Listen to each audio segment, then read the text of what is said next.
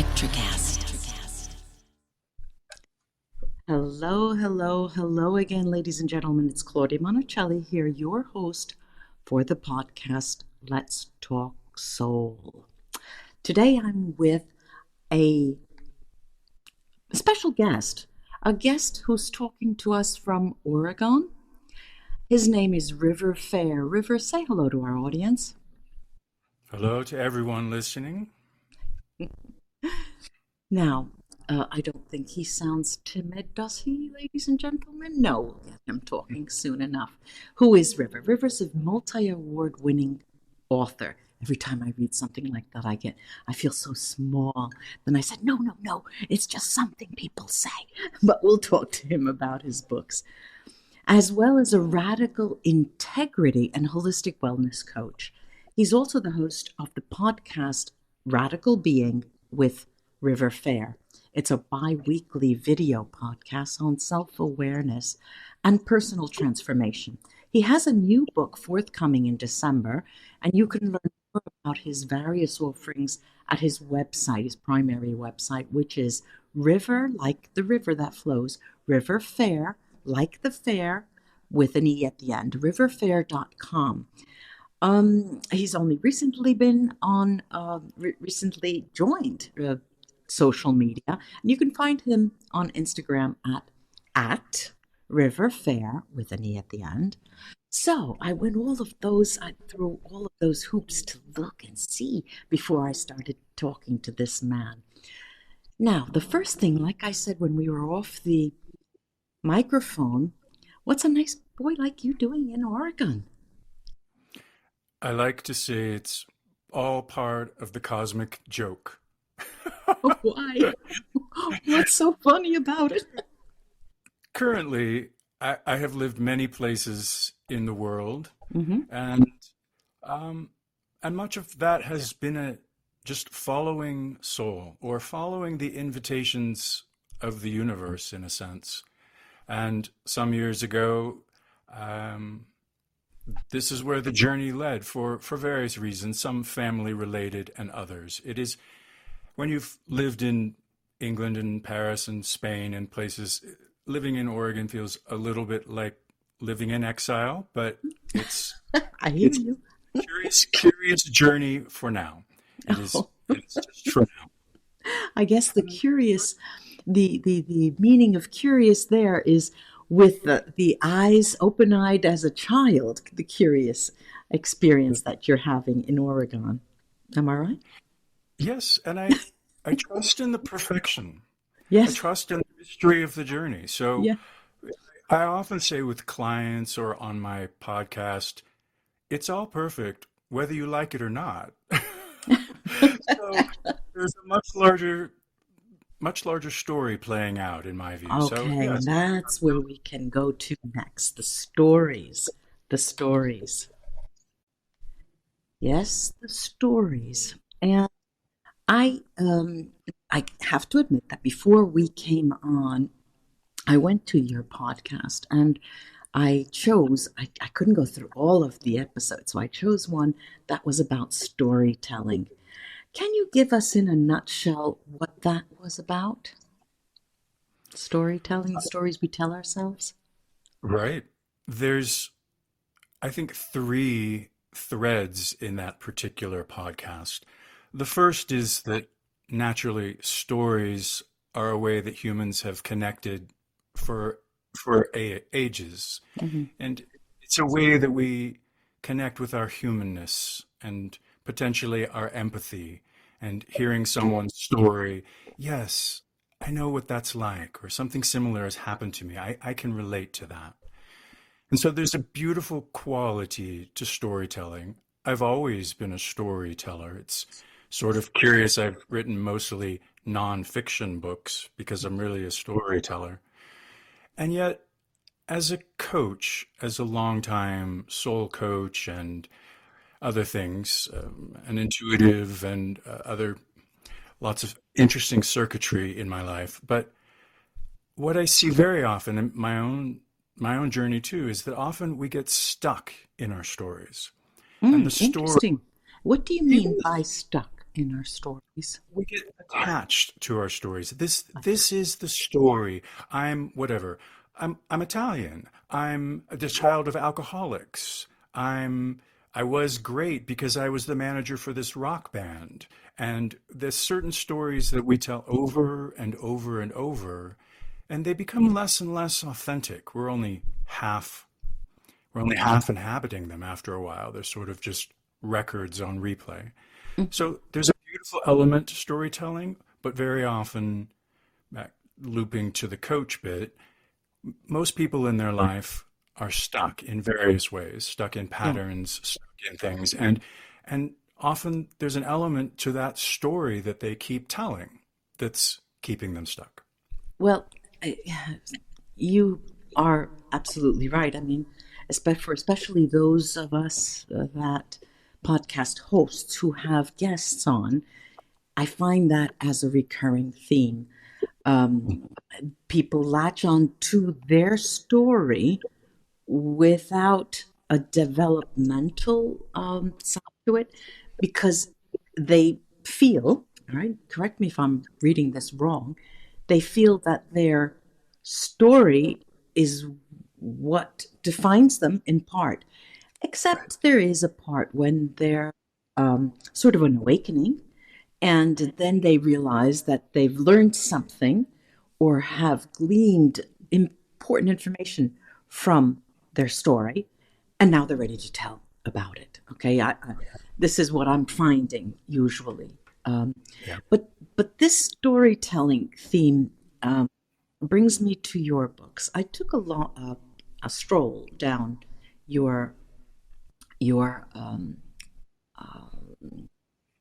the words are not coming to me on your Yeah. website, and I was looking and looking at the signature. There's something called, ladies and gentlemen, a signature course, and I thought to myself, I don't have a signature course.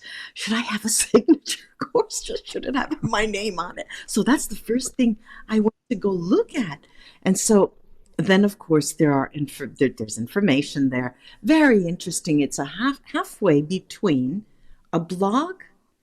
I guess you have that blog format in the beginning, and then it comes morphs into a course. Talk about that signature course of yours. Probably about, well, in 2014, Yeah. my first book came out in the world, which is, I could loosely define that as a men's spirituality and soul book. What's the Actually, I often title? say The Bones and Breath, A Man's Guide to Eros, the Sacred Masculine, and the Wild Soul. Okay. And I often joke that it's disguised as a men's book. It's really much more than that. But shortly after that book came out in the world, I tumbled into a mysterious healing crisis, and everything shut down for me. It was electrical, it was many things. When And that was this? How long after? 2015, the book Okay, had just come out, soon after. so Hmm. very soon after. Hmm. And I was expecting that doors would open for the book and all these things would happen, and instead, everything shut down, and I went on what I would just call not only a soul initiation, but a mysterious healing crisis. Uh-huh. And Interesting. I spent the next 2 years essentially trying to find my way back to health. Hmm. And many mysterious things happened on that journey. Oh, But pray out tell, of that, would you mind sharing that with us? back to trusting the mystery, Uh-huh. um, in the way that since you lead a podcast on soul, the way I feel soul always works is through Yeah, mysterious twists and serendipities and synchronicities and seemingly chance meetings. that's the And key. one thing after another, Seemingly. You said seemingly the key chance. word. Yes, I did. And so first I was led to an integrative doctor who sent me to a qigong master who sent me to somebody who could read many things in my field. Mhm. And from that, I found my way to an ayahuasca ceremony. And so many things, some herbalist pieces happened. Now I'm It was a laughing. two, I'm not laughing at your journey, but it's amusing to listen to those twists and turns. And it's amazing, you know, it really is amazing that we're still here. We've survived. I frequently say it's a miracle any of It's us a are still miracle. here and survive, particularly if we think about what we did in our childhood and youth.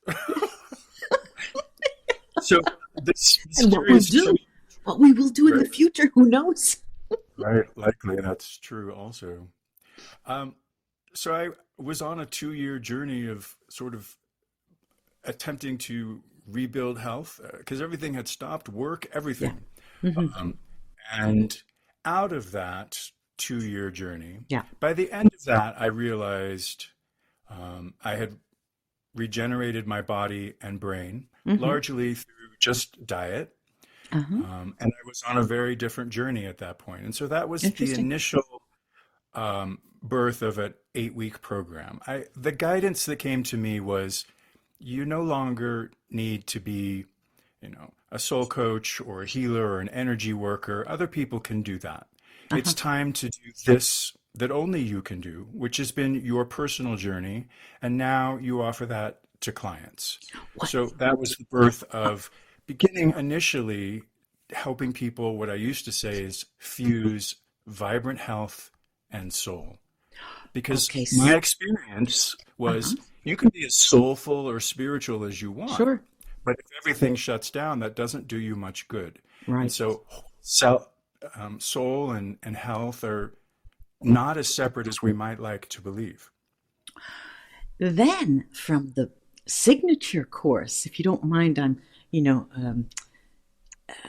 there's an Italian expression, fare le pulci, you know, going to look for bugs in somebody's hair. That's what and Find the fleas. it's a funny expression in Italian. It's not derogatory. All right. So right next to this signature course that we spoke about is something called Pearls and Dust. And I thought, or is he talking about pearls of wisdom? But what's the dust about? So then I went to go look, and then I just read and read and read and read. Now, tell us, is this a sort of a blog pages, a pages of blogs? Uh-huh. Yes.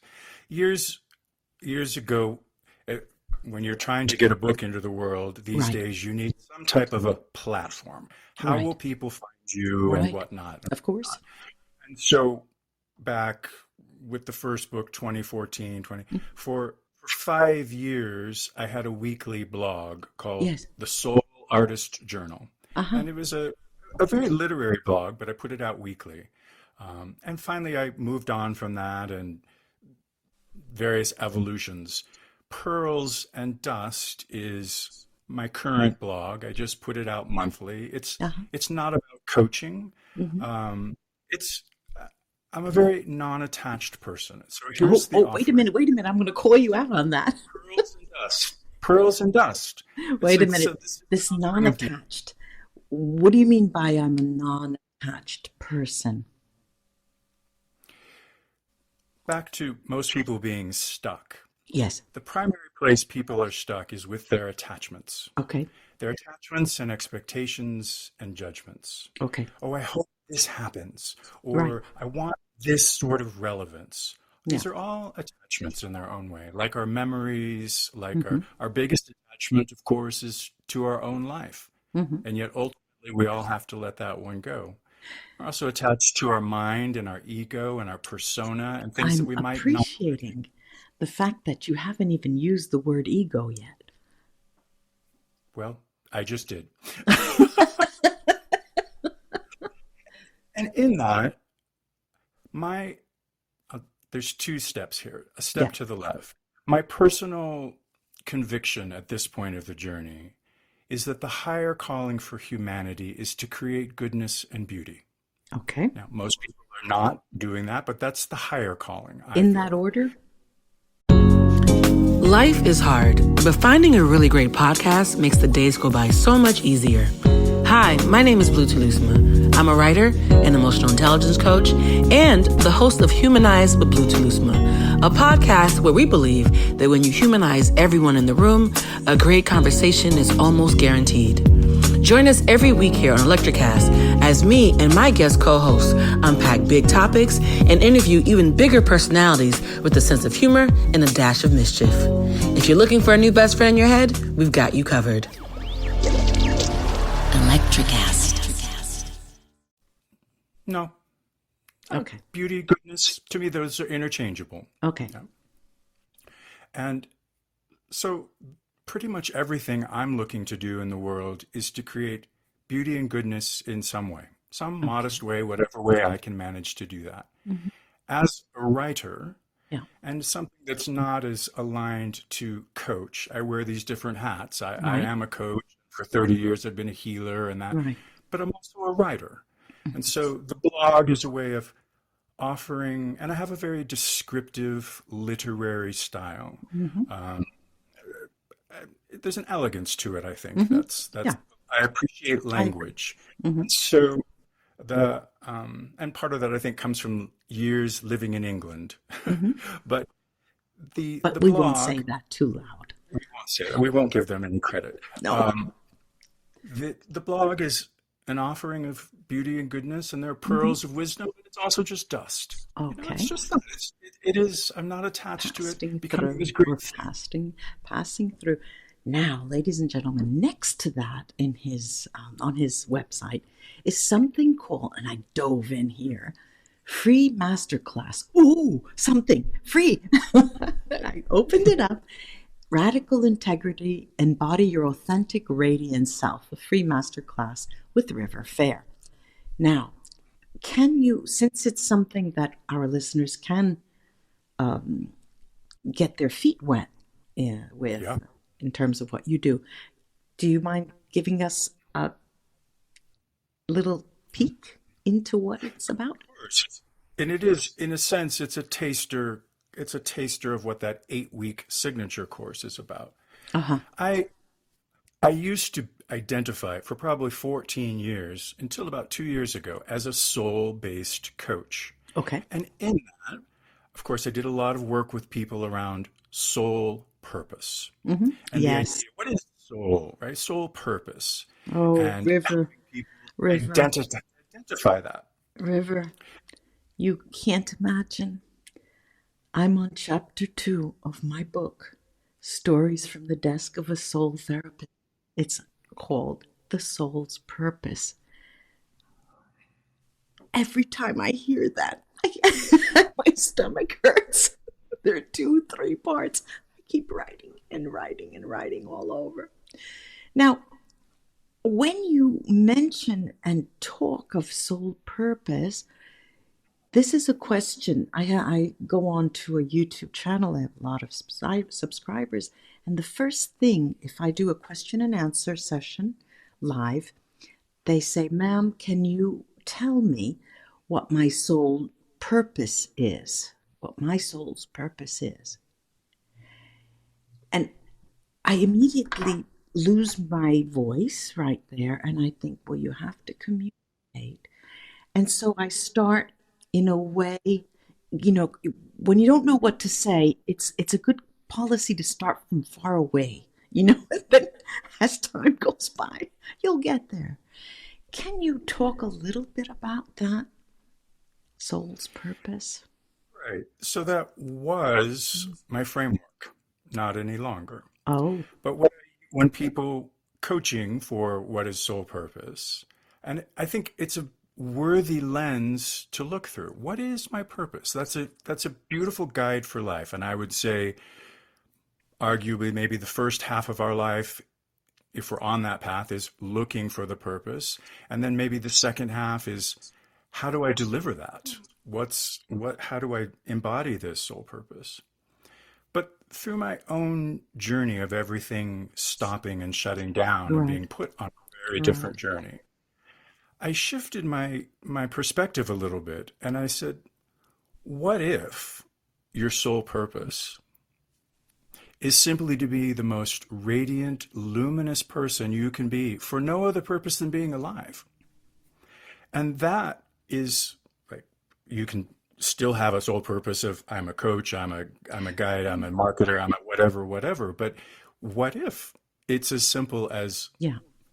being the most radiant, luminous person you can be for no other reason than being alive. So It that seems, is a part of the, you asked about the free masterclass, and that is yes, a big element of interesting. embodying your radiant, luminous self, right? Hmm. Okay, well, how do you become that radiant, luminous Yeah. being?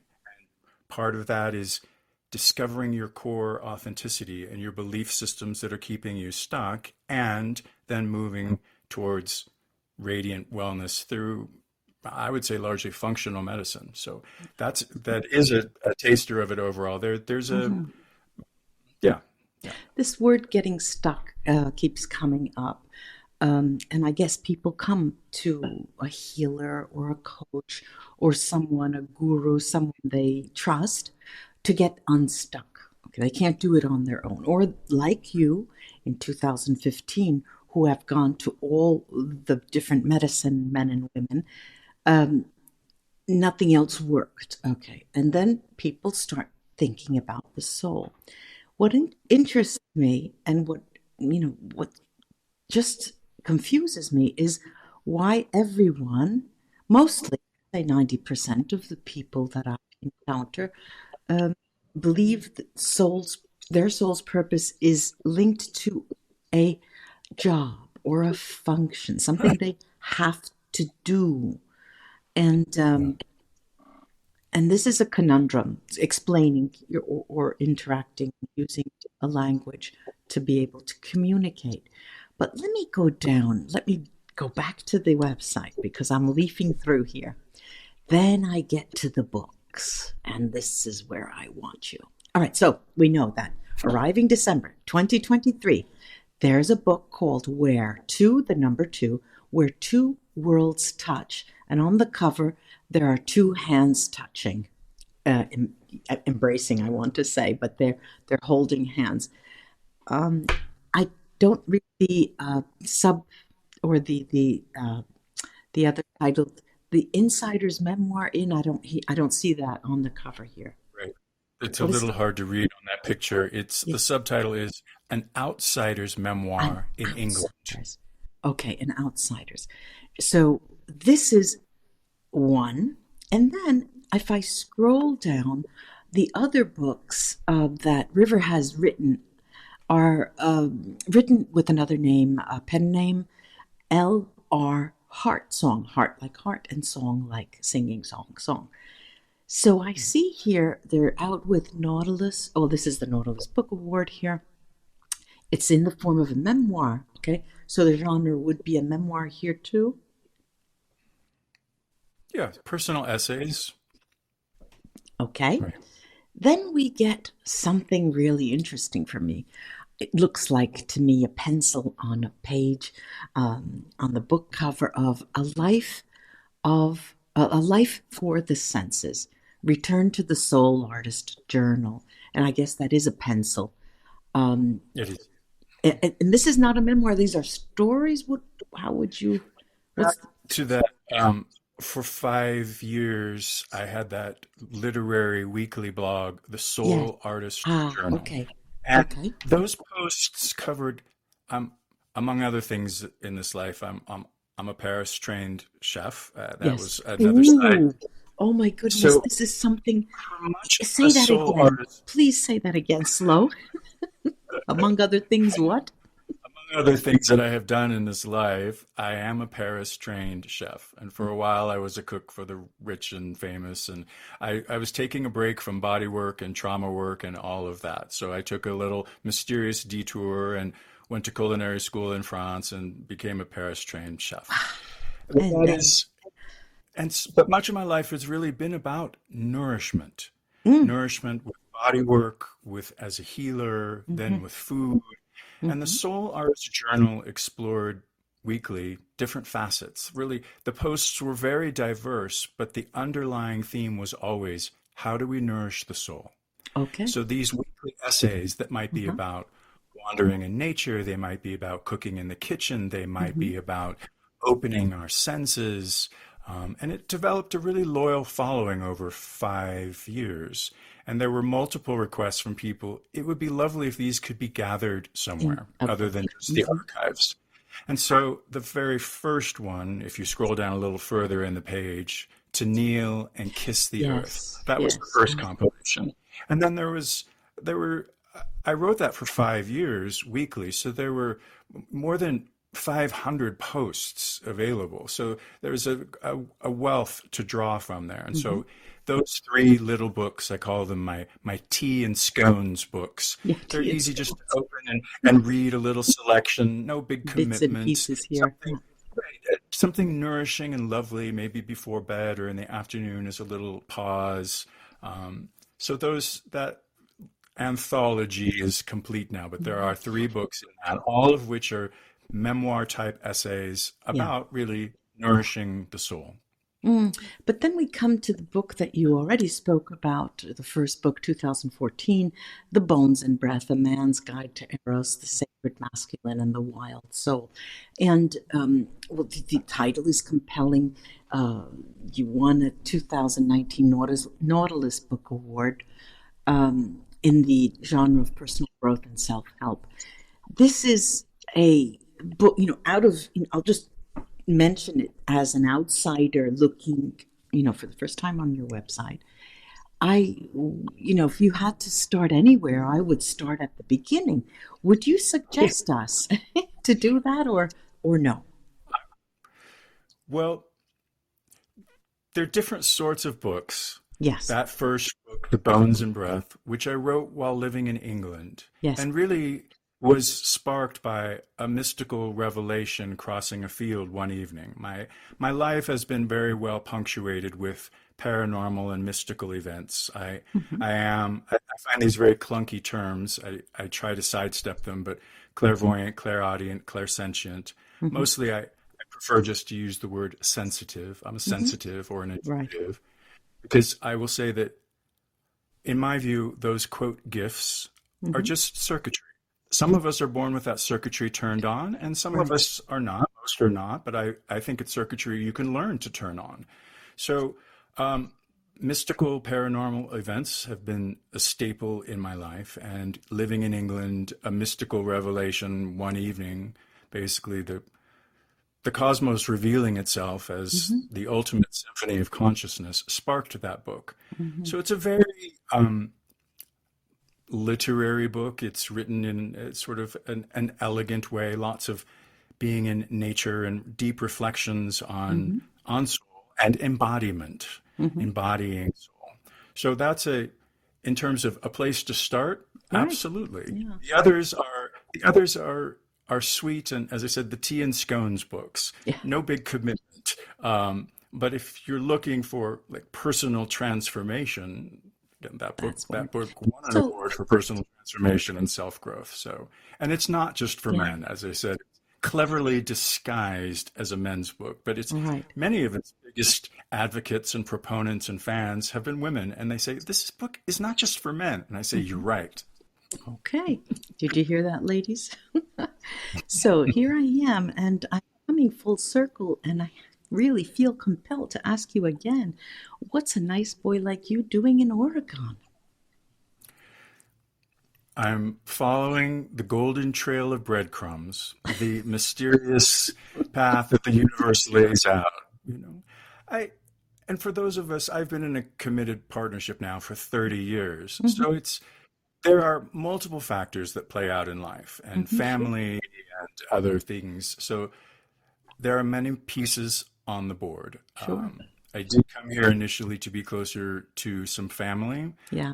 particularly someone who was going through an end-of-life passage. And although I've been ready to leave here for several years, partner and other family and other factors on the board, it's not yet time. Yeah. Soon it will be time, but and I would deeply, deeply, in my heart of hearts, move back to Europe in a second. Right. It's No, sort of right. those family ties. It's not yet time, Yeah. but one day it will be time.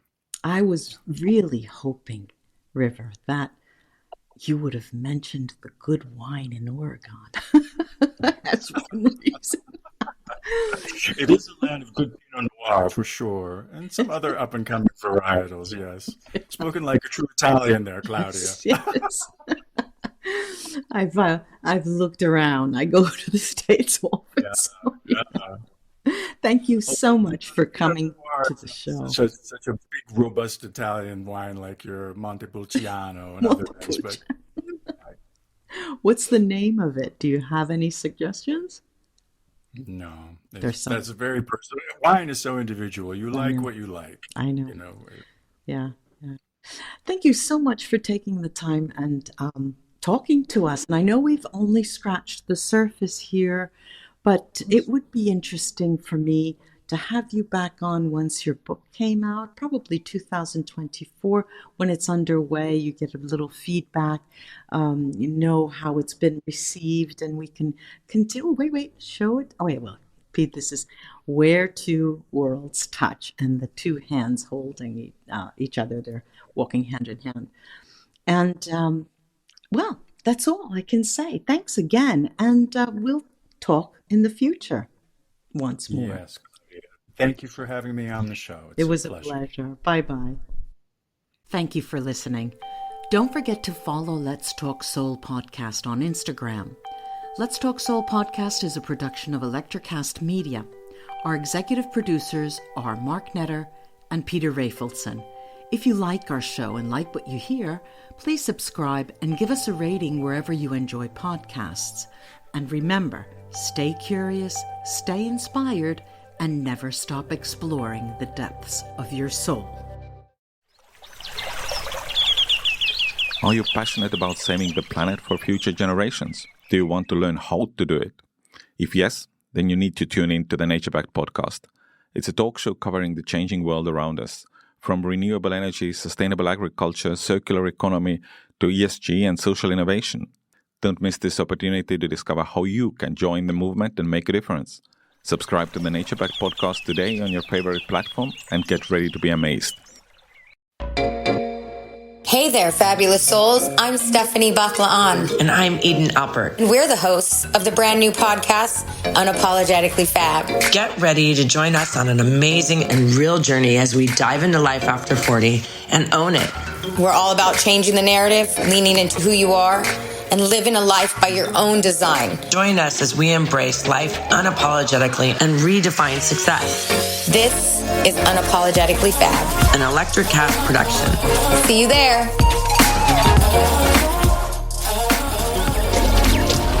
Electric acid.